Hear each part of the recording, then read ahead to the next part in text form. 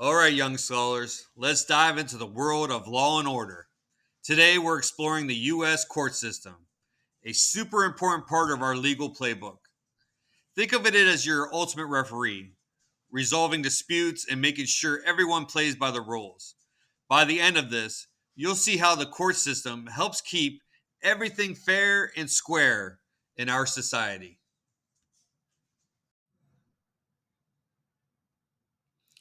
Let's talk about settling scores, legal style.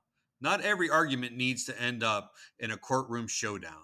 Sometimes we can solve problems with a little help from a third party referee.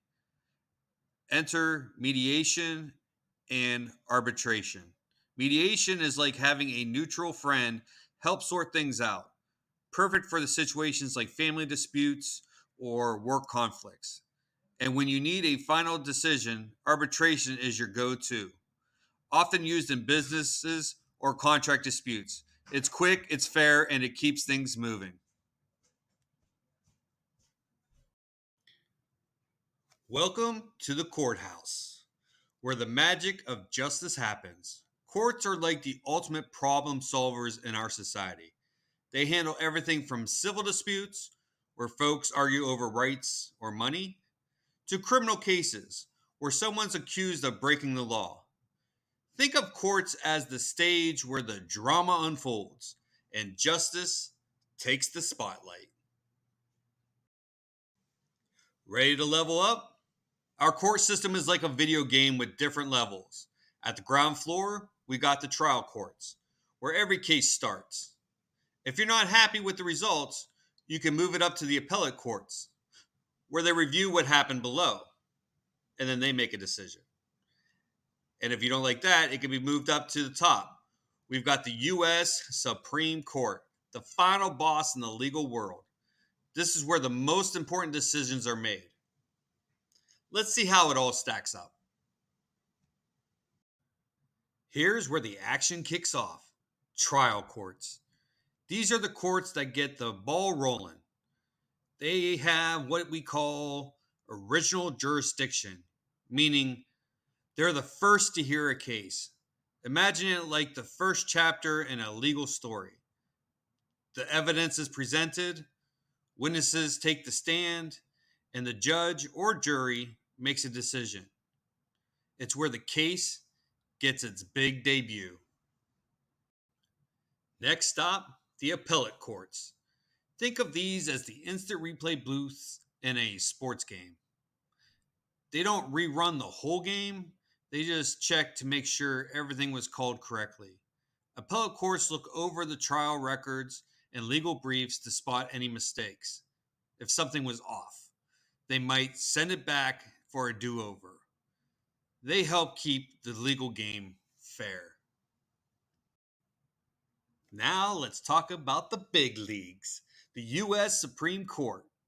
This is the top court in the country, where the most crucial legal questions are answered. It's made up of 9 justices who have the final say on issues that affect the entire nation. They're like the ultimate decision makers, and their rulings set the rules for everyone to follow. All right, let's get into the nitty gritty of the U.S. District Courts, the workhorse of the federal court system. These courts are where the action starts, handling everything from civil disputes to criminal cases. They're the general trial courts, which means if you're involved in a federal case, this is where it kicks off. There are 94 district courts spread out across the U.S. and its territories. So no matter where you are, there's a court nearby ready to get to work. Each state has at least one, but bigger states like California, Texas, and New York have multiple district courts to keep up with the caseload. Whether it's a civil lawsuit or a federal crime, district courts are where the lawyers present their evidence, witnesses testify, and the judge or jury makes the decision. These courts are the starting line for federal cases, setting the stage for everything that comes next. So the next time you hear about a big federal case, remember, it all begins right here in the district courts. All right, now we're stepping up to the U.S. Courts of Appeals, where the action gets reviewed and the stakes get higher, also known as the circuit courts. These are the middle managers of the federal court system, making sure everything in the lower courts was done by the book. There are 12 regional courts of appeals, each one covering a specific geographic area or circuit. Think of them as the referee who steps in after the play to check if everything was fair and square.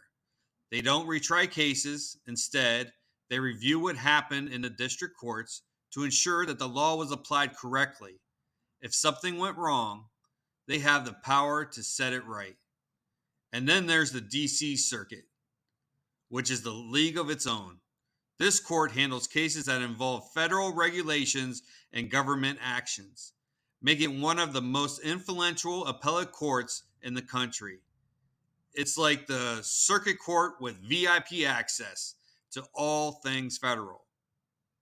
So, in short, the U.S. Courts of Appeals are the crucial checkpoints in the legal system, keeping things on track and making sure justice is served.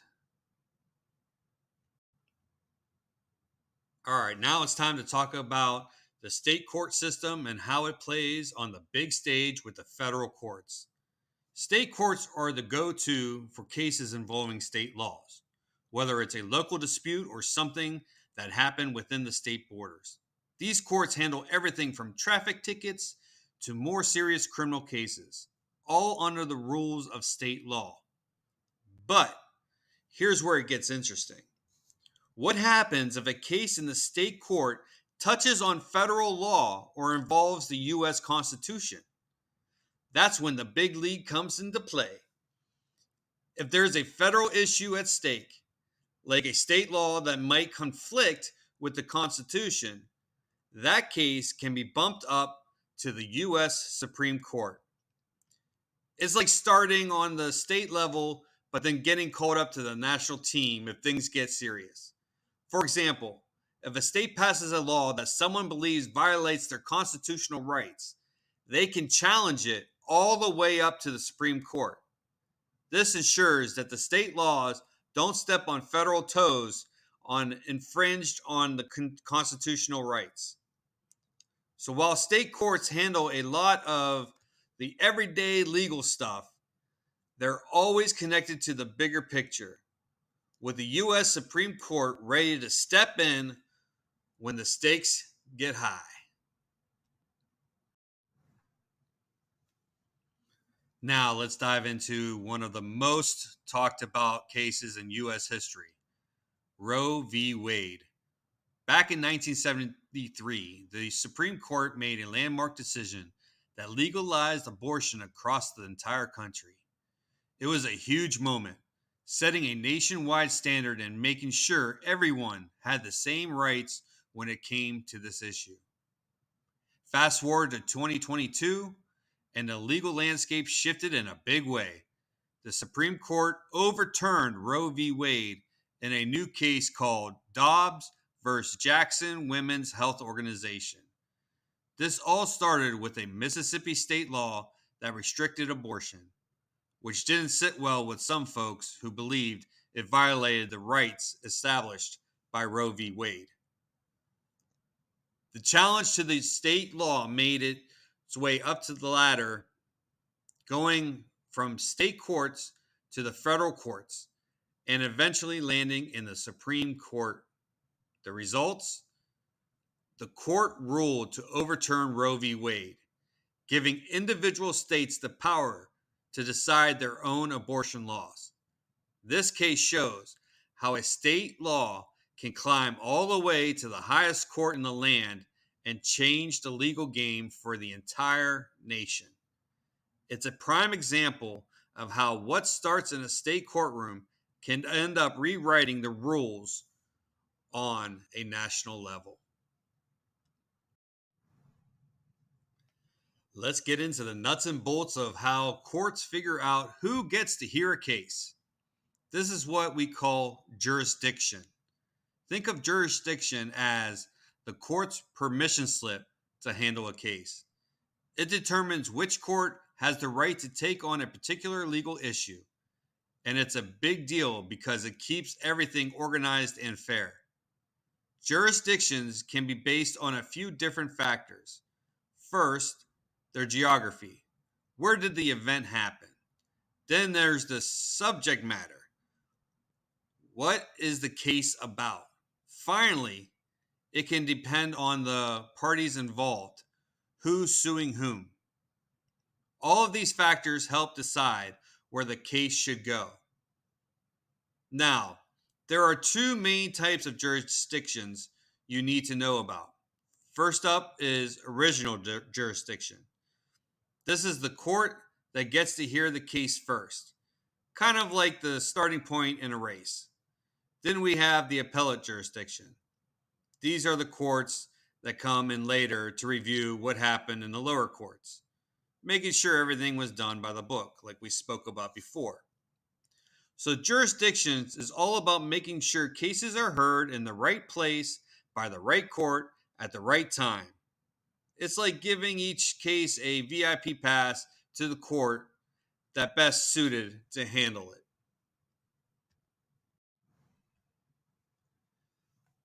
Let's take a closer look at how jurisdictions plays out in real life with the case of Donald Trump's 34 felony charges. So what exactly is jurisdiction? It's the authority a court has to hear and decide a case. Basically, it's the court's right to call the shots. Now, here's where it gets interesting. Trump's charges were brought in New York, and you might be wondering why, especially since he doesn't live there. Well, the key points is that all the alleged crimes took place within the New York border. And guess what? That gives New York state courts the jurisdiction to handle the case no matter where Trump calls home. It doesn't matter if you're a former president or if you live in another state. If the crime happens in New York, that's where the case is going to be heard. This is a perfect example of how jurisdiction works to make sure cases are tried in the right place based on where the action went down.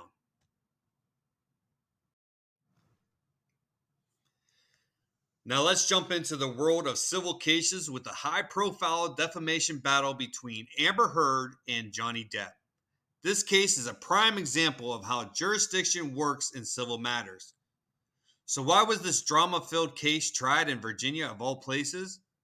Well, it all comes down to where the action happened, or, in this case, where the article was published. Johnny Depp's legal team decided to file the lawsuit in Virginia because that's where the servers of the Washington Post are located, and that's where the alleged defamatory articles was published. Even though neither of them lived in Virginia, the location of the publication gave the Virginia courts the jurisdiction to hear the case.